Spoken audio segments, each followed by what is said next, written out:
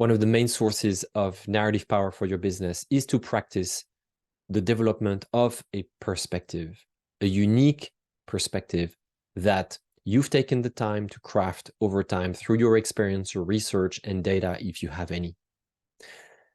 Let me read to you my definition of perspective development. The practice of perspective development is the exploration, diffusion, and utilization of a signature argument that you make in service of the people you serve, or your audience if you don't serve them yet, but you communicate to them.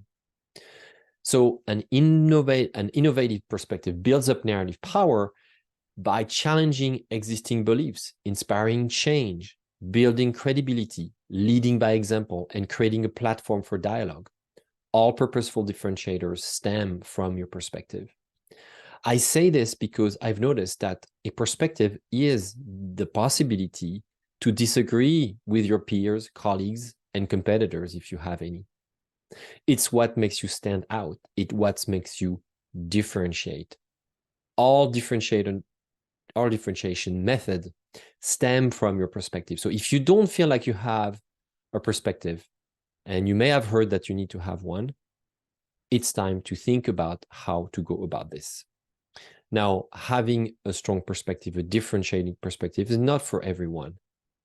Some experts have tried to develop a perspective that is very controversial, and in some cases have failed.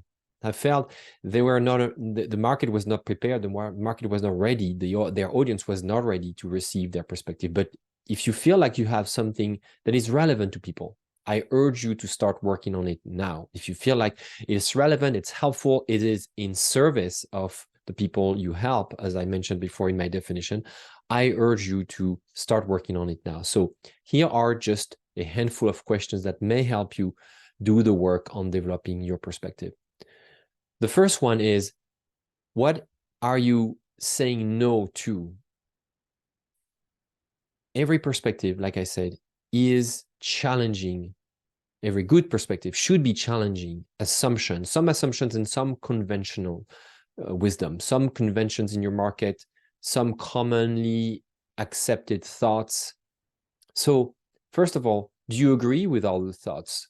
Or are you turning your back on ways that are normal, but that are wrong in the market and in the field that you serve?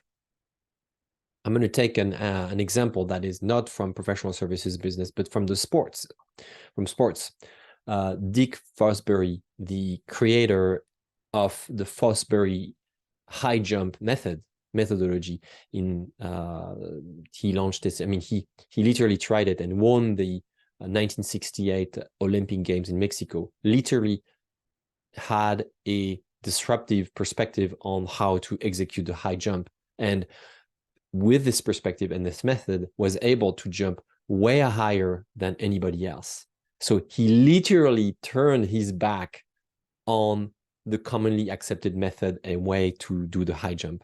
Literally, because instead of jumping with his belly down, he would jump with his belly up.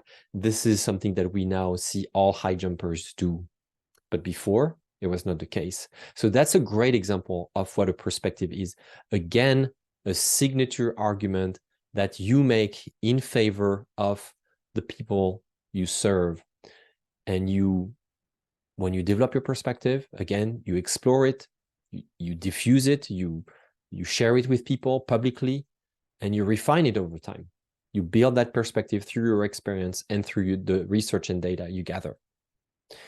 Now, another question also to help you develop your perspective is, what are you going to stop doing, therefore? If you're saying no to a particular philosophy or belief, what is it that you're concretely stopping in your day-to-day practice?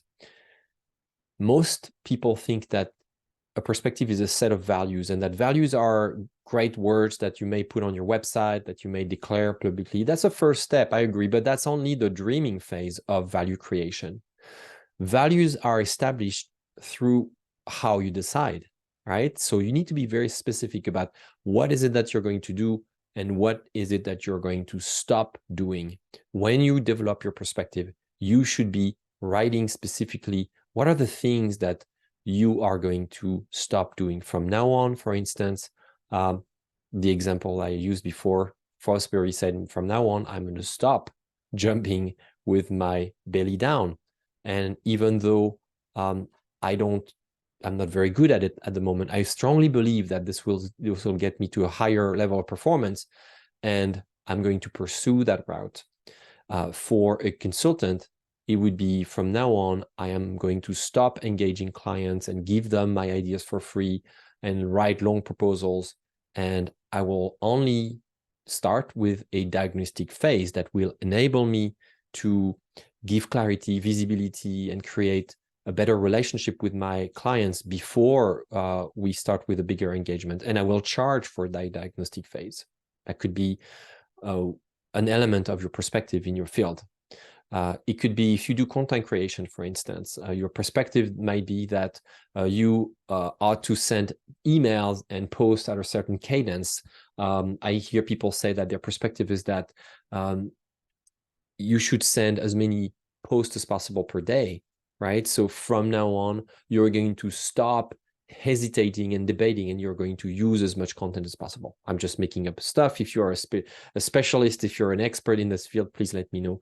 If my ideas are completely crazy, I'd be happy to learn. Let's move to a third question. A perspective, like I said, is a way to change and disrupt the normal when the normal is wrong. I'm going to use my definition again and remind us that the perspective development is challenging existing beliefs. So the next question is, what practice in your field needs to die? What is it that needs to stop happening around you? Even if you personally have decided that you're not going to do that, what in your field needs to die today? Well, in my field, I'll take my example. I help a lot of businesses who are challenging the status quo. I consider their leaders, the business leaders that I help, change makers. And what needs to die is the claim from some of those change makers that they are radically disrupting or radically transforming something, when in fact they're not transforming anything. They're not changing anything because their walk doesn't follow their talk. So that's a practice that needs to stop immediately.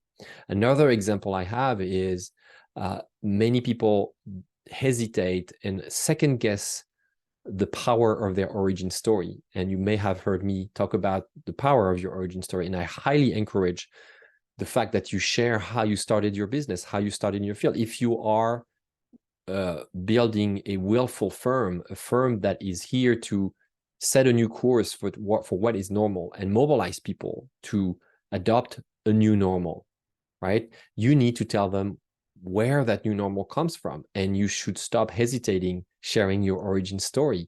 It will require some honesty and transparency, and maybe be a bit vulnerable and work through the story until you have it really clear and you have your story straight, right? But this is something that in my field needs to die, is the belief that the origin story is just a side note. It's just a detail or a bonus story that entrepreneurs can or decide to say or not, to use or not.